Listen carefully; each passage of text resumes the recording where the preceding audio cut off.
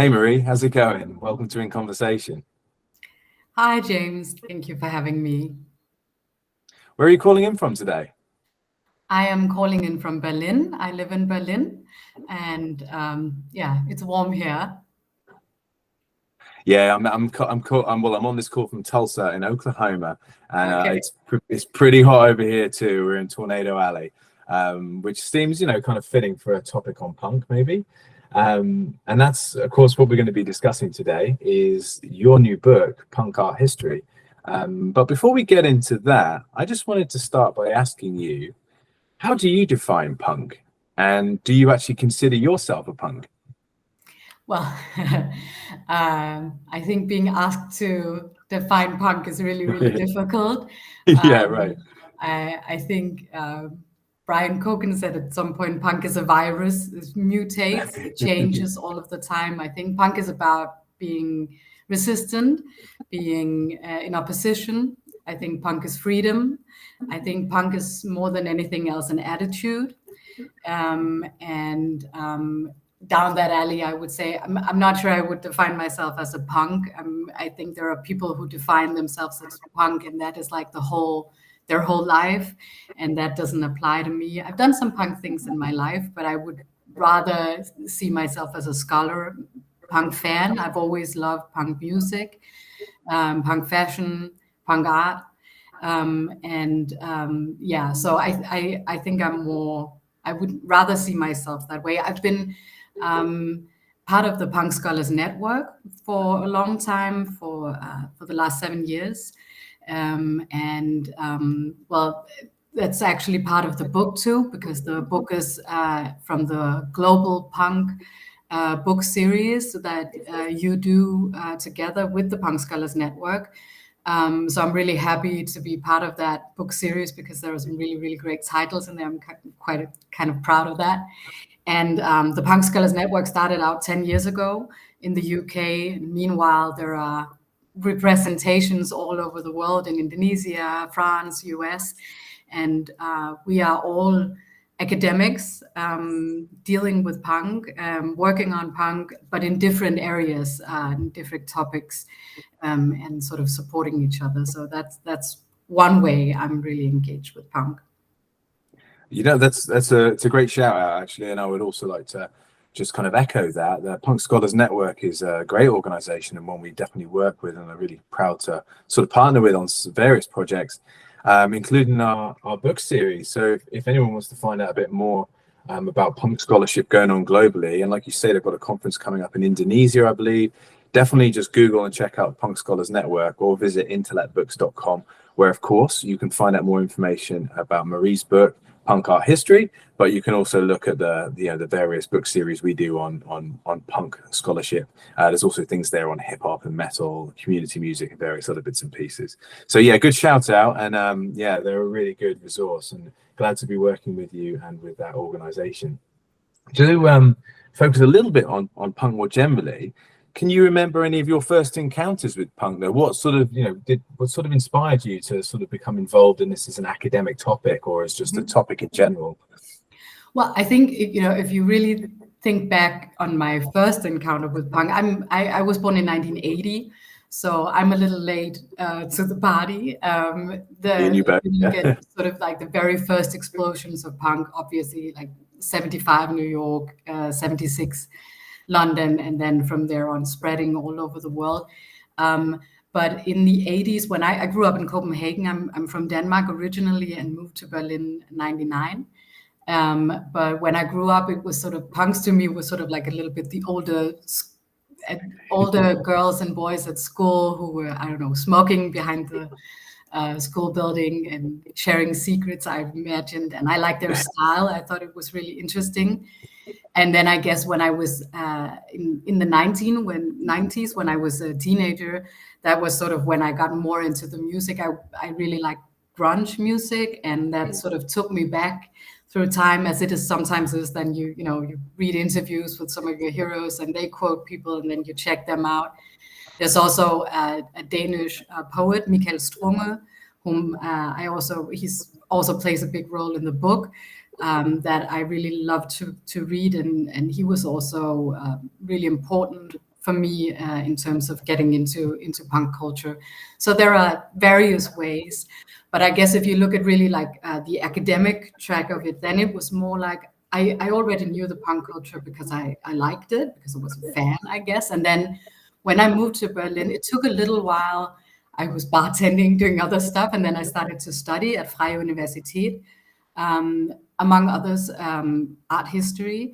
And there I sort of saw these connections between art history and the punk culture. And, you know, looking at those connections, I could see that there had been a lot of exhibitions, or not a lot, but some exhibitions, some coffee table books, but not so much really in-depth analysis on these connections. So that's what I wrote my PhD about. And I actually defended my PhD back in 2018, so that's already a couple of years ago.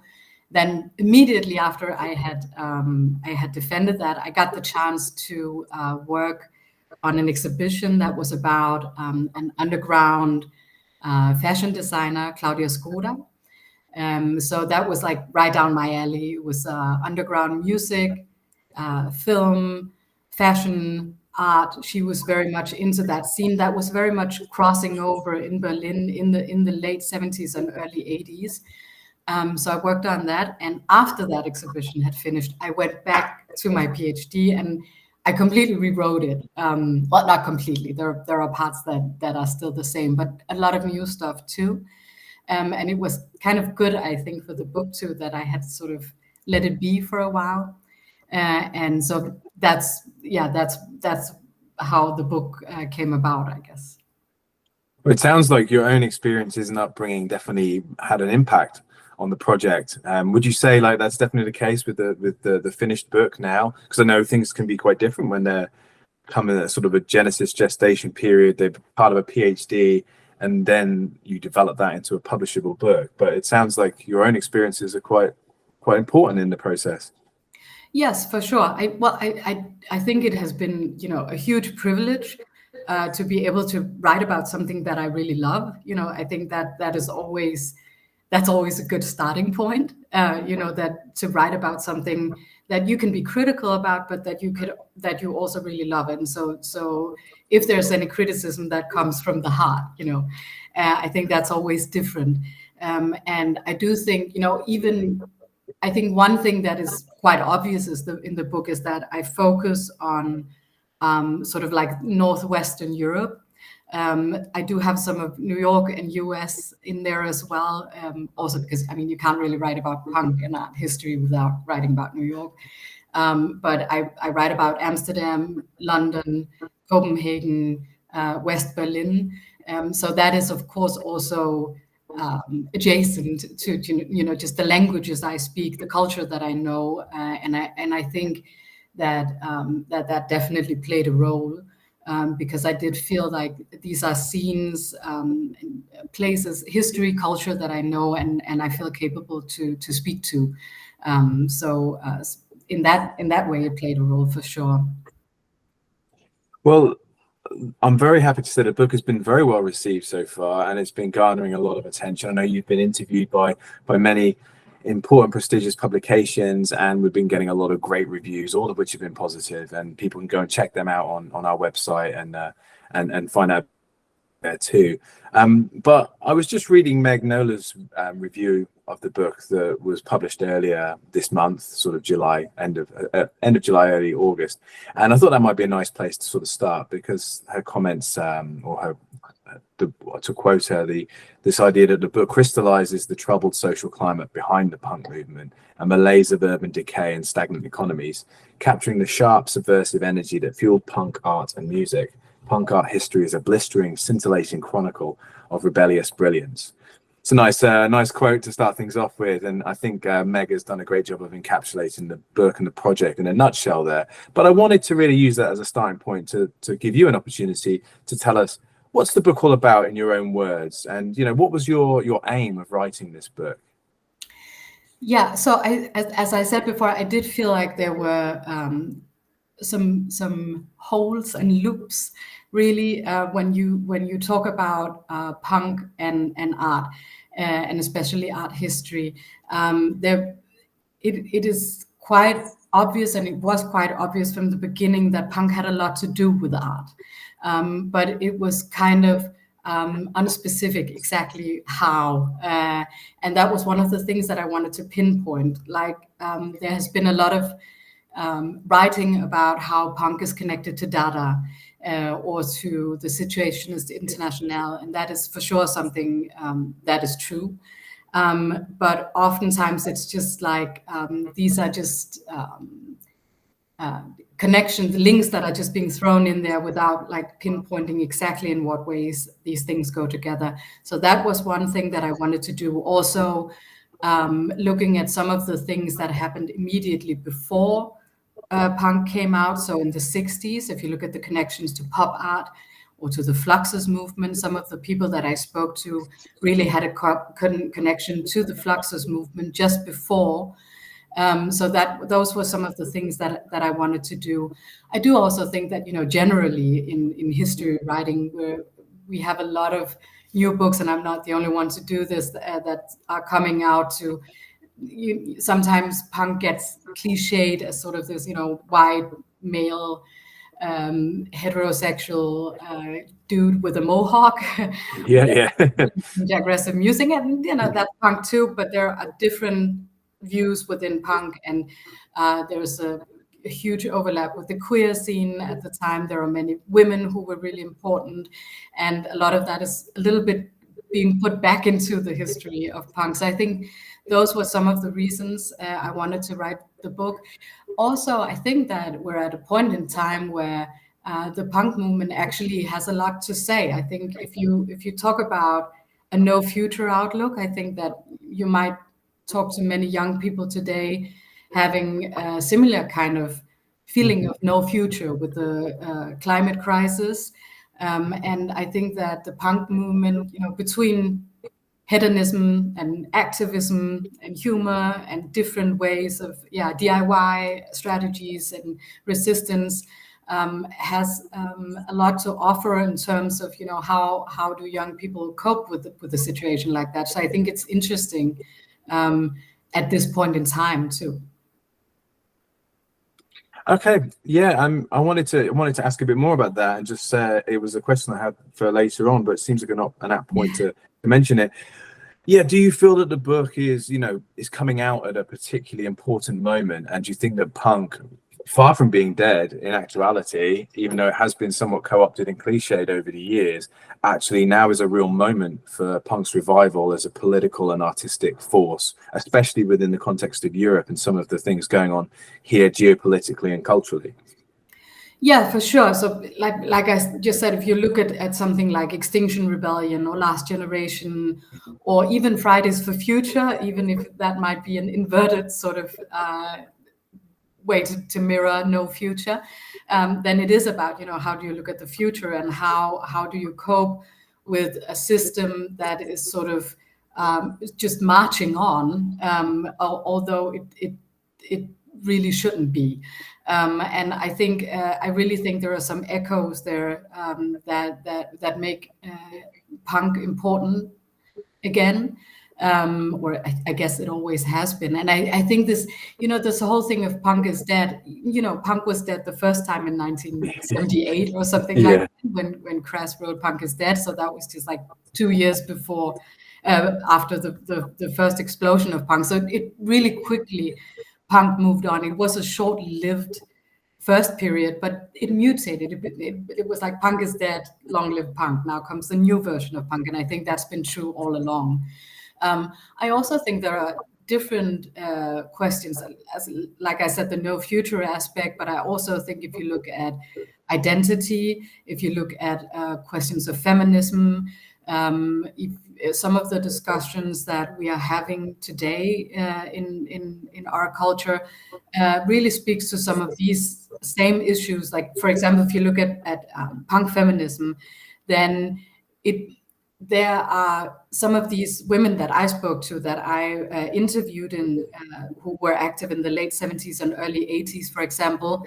They were positioning themselves in between sort of second wave and third wave feminism. So they were really, they knew all that had been accomplished by the second wave feminists in the 60s and the 70s, and, the right to abortion, the right to contraception, the right to have your own bank account, stuff like that. But they were also moving in another direction with regard to a certain kind of sex positivity, or the inclusion of trans women. And some of these discussions are the same discussions that we are having today in feminism. So I think that on different levels, a lot of the things and the topics that are in the book and that are poignant, that are important in punk are really, really important today. Well, I was going to ask you a few questions about punk feminism. You kind of definitely sort of answered some of them there, but I was going to ask whether you thought punks were feminists, and what about some of the lasting impact of some of the characters and figures who we might be best known to us. Some of whom, like Susie Sue, are back on the stage right now. What's their kind of legacy? Well, so I think whereas you have, like, in the 1990s, you have the Riot Girl movement, and they're really outspoken about being feminist. It's a little bit more, it's a little bit different in the 70s. There are some who go out and are very clear about being feminist, like Linda Sterling or Nina Hagen in Germany. But you also have a lot of women and girls who live their lives as feminist, but who don't want to be defined as that, which also is a generational thing. I talked to Diana Ozone in Amsterdam, and she was just like, well, the feminists were our mothers, just alone for that reason, we wanted to do something differently. And also we wanted to dress, with lipstick and leopard print, and we wanted to do things differently. So there's sort of like moving a little bit more in the direction of third wave, perhaps. But I think especially if you look at the way that many of these women, were just powerful in the way they were living their lives and doing their thing, I think that they have been a huge inspiration to many who came after. And I also think that some of the questions that women artists, also punk artists, were struggling with in those days, that's also some of the questions that, again, that we are still talking about today. For example, I've talked to Nina Steen Knudsen, who's a Danish artist, and she said, well, one of the things that were important to us was that we didn't want to separate from the male artists. We wanted to do things together. So before us, many of the women artists had been like, we are going to make our own exhibitions, and this is going to be, women's art, and that we didn't want to do that. We wanted to be together, and we had the same topics and the same themes we were working on. So that is, for example, a question of, this gender separatism, yes or no. That is something that is, again, being discussed, and where I think that the position of punk women in that area is really important too. Yeah. Thank you. That kind of leads me nicely to think about some of the personal interviews that you undertake within the book. And you interview a number of punk art protagonists from cities, such as London, obviously New York you mentioned as well, but Amsterdam, Copenhagen and Berlin. So again, a lot of your personal history you can see embroiled in that as well. But who did you interview and why? Would you just pick out a few of those interviews for us and just maybe just put them into a bit of context? Yeah, sure. Well, it was one of the great pleasures of doing the research, was obviously to do these interviews, because that was back when I was writing the PhD. I was traveling to Amsterdam and to New York and to London and Copenhagen, which was kind of pretty easy. Cool. It's a good gig. It's a good gig if you can get it. I like that. It's good research. Yeah. So it was like Berlin and Copenhagen. And it was a lot of fun to interview. I interviewed Wolfgang Müller here in Berlin, for example. Actually, I interviewed him twice, talking about the Tödliche Doris, who plays a really, really big role in the book. Käthe Kruse as well, as I said, Nina Steen Knudsen, In Amsterdam, I interviewed Diana Ozon and Hugo Karkman, and all of these. I interviewed Christian Lemmertz in Copenhagen. It was difficult to choose who to interview, and I would have loved to do not even double as many, but I don't know, quadruple as many interviews if I had had the time, because there would be so many more who would have been relevant to talk to. And of course, that is one of the challenges when you write a book like that, because on the one hand, you want to have the breadth and the different scenes, and on the other hand, you want to go into depth, and so it was always difficult to choose who to interview, and always feeling like, oh, this could have been interesting as well, or this could have been interesting as well. But I felt like the scope of people I talked to was quite broad, and that was good in the sense that it also gave different perspectives as to this omnious thing of punk art, because of course there is no such thing as punk art. I think I write one of the first sentences is, sometimes punk is art and sometimes art is punk. And I had some of the people I interviewed like really defined themselves as punks doing art, and others were artists who were inspired by punk. So I tried also to have these like different kinds of views on how might we go about this topic of punk and art.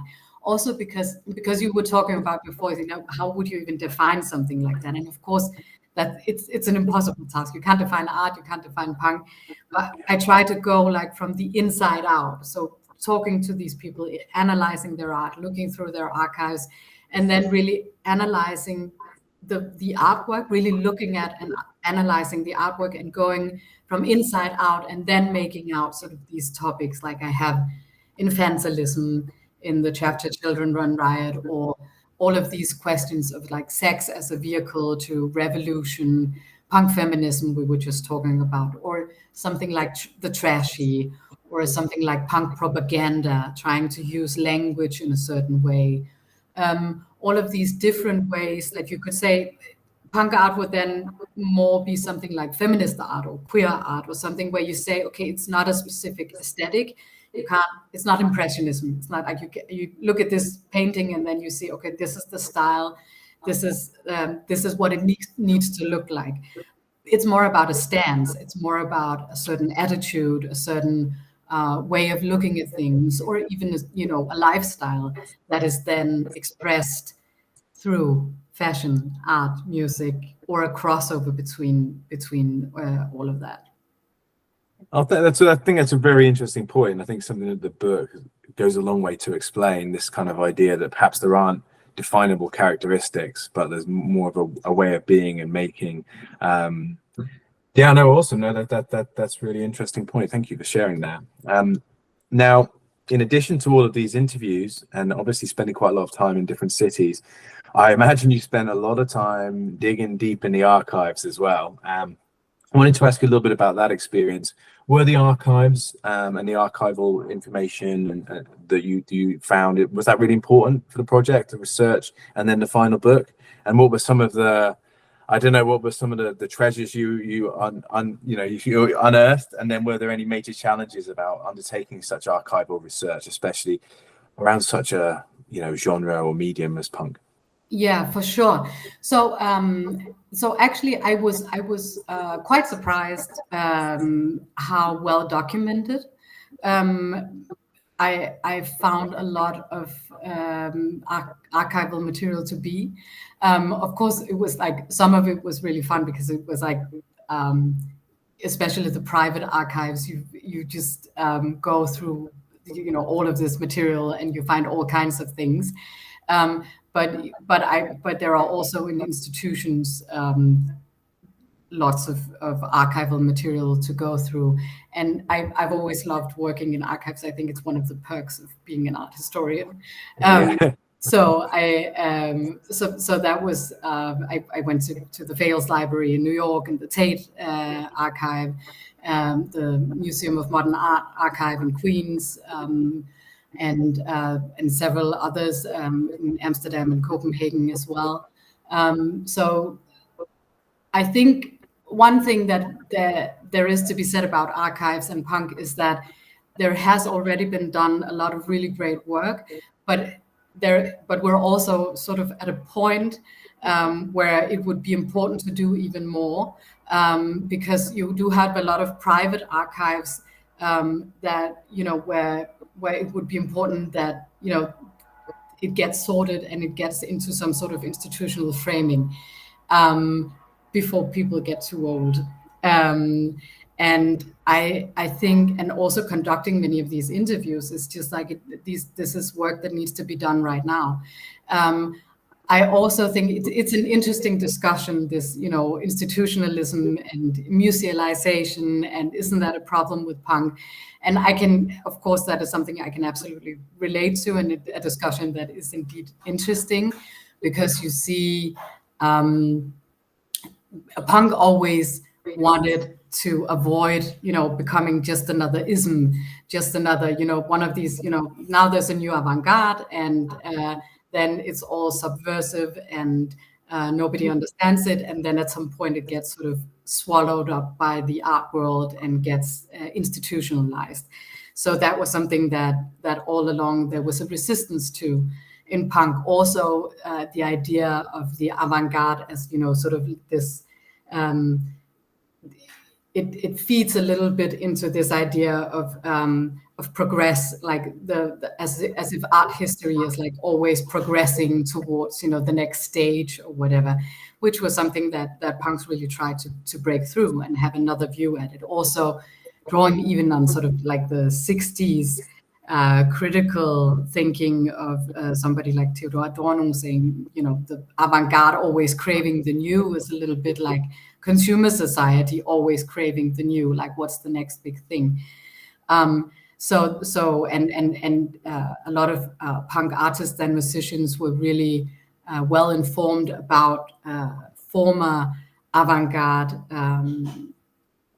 movements that had been like Dada or the Steve, that had been really political and sort of got reduced into being only some sort of like this aesthetical movement that was then in the museums. So I think it's a really poignant and really important questions of how do if you want to put punk into a museum, which I think you should, then how do you do that? So you get to take along all of the content, the political content as well, that is really important, and bring the stance with it, so it doesn't get reduced. And this was something that I also talked to the interviewees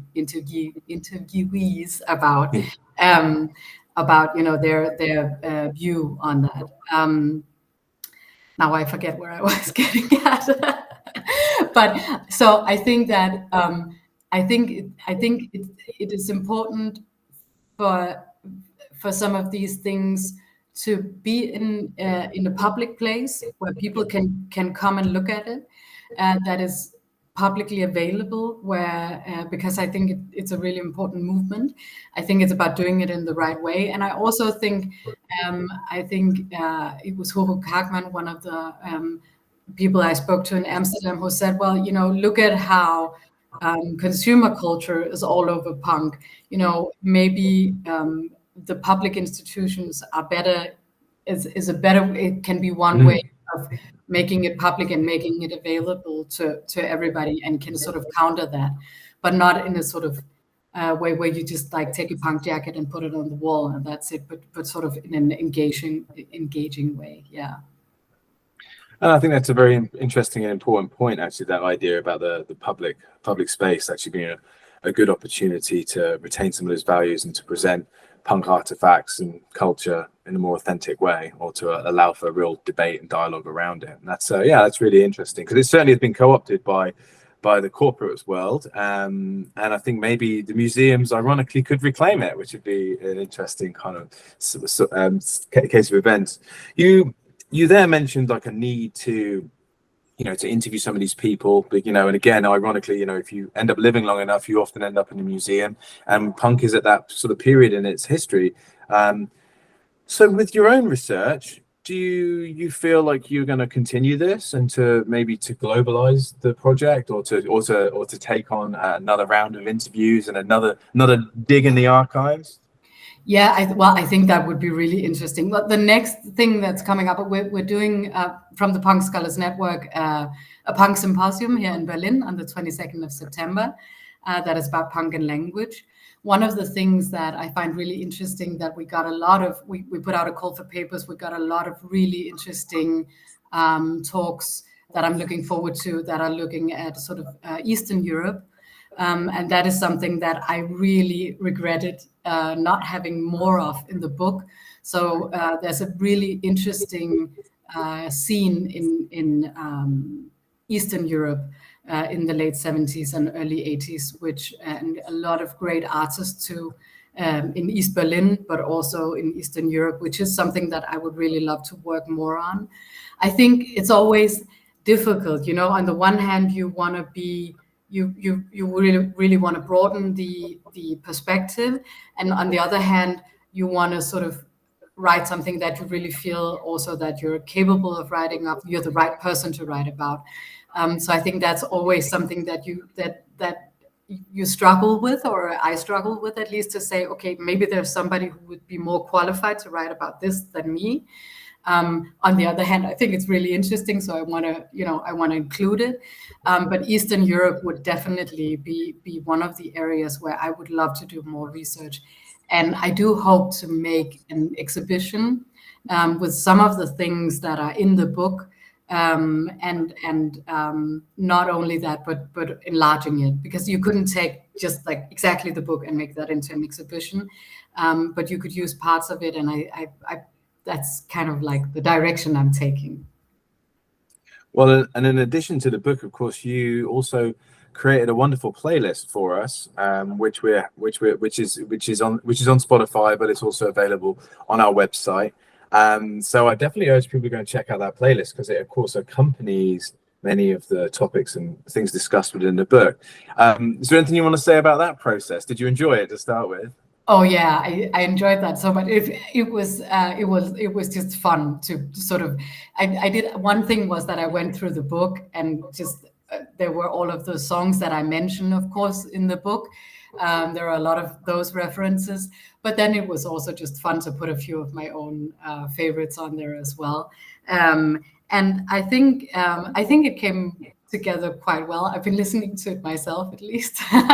No, it's a really well curated playlist. It's got some real jams on there, a couple of classics and some tracks I wasn't aware of. And again, it's a lot of European tracks, but you know, like you said, a couple from further afield as well. It's really interesting. Yeah, and I was trying to mirror also. You do have a really great tradition of this edgy music, and sort of proto-punks like Yoko Ono, Yeah. or even going back to some of like Lotte Lenya and Bertolt Brecht sing Seeräuber Jenny, so that's Pirate Jenny, I guess in English.